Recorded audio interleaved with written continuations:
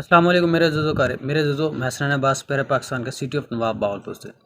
میرے عزیزو ایک دفعہ ایک دیہاتی کسی شہر میں چلا جاتا ہے تو شہر میں کچھ لوگوں کو دیکھتا ہے کہ وہ کچھ لوگ فٹ بال سے کھیل رہے ہوتے ہیں۔ یہ چیز اس کے لیے بالکل ہی نیو تھی، اس کو پتہ نہیں تھا کہ فٹ بال کا بھی کوئی کھیل ہوتا ہے جو کہ لاتوں سے کھیلا جاتا ہے۔ خیر وہ ساتھ کھڑے ایک بزرگ سے پوچھ لیتا ہے کہ بابا جی یہ بتائیں کہ اس گیند کی کیا غلطی ہے کہ جو سارے لوگ مل کر اس کو لاتوں سے مار رہے ہیں۔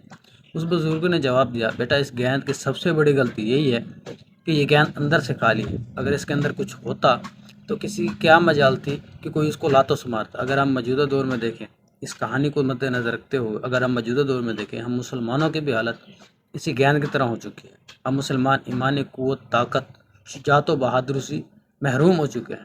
اسی لیے کفر متحد ہو کر کبھی حضور علیہ السلام کے گستاخانہ خاکوں کی صورت میں، کبھی قرآن مجید کی بے حرمتی کی صورت میں، کبھی مسجد اقصی پر حملوں کی صورت میں مسلمانوں کے ایمان پر حملے کرتے ہیں۔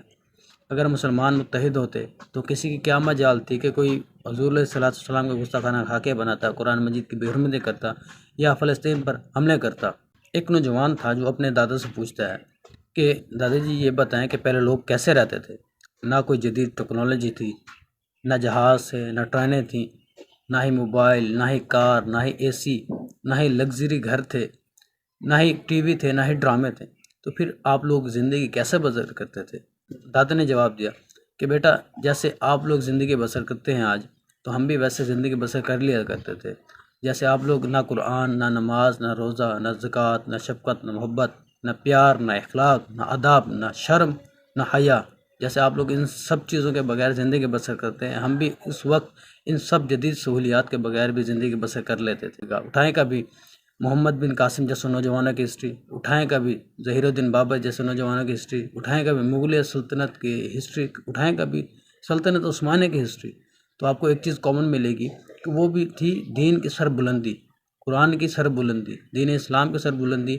جب تک مسلمان دین اسلام کے لیے لڑے تو ان کو کامیابی ملتے رہے، جب مسلمانوں نے دین اسلام کے لیے لڑنا چھوڑ دیا تو ان کو زوال کا شکار ہونا پڑا۔ علامہ اقبال کا ایک شعر ہے کہ وہ زمانے میں معزز تھے مسلمان ہو کر، اور تم خوار ہوئے تارک قرآن ہو کر۔ علامہ اقبال نے بہت ہی پیاری بات کی ہے کہ وہ زمانے میں معزز تھے مسلمان ہو کر، وہ مسلمان حقیقی مسلمان تھے، سچے مسلمان تھے، جنہوں نے دین اسلام کی سربلندی کے لیے جد و جہد کی۔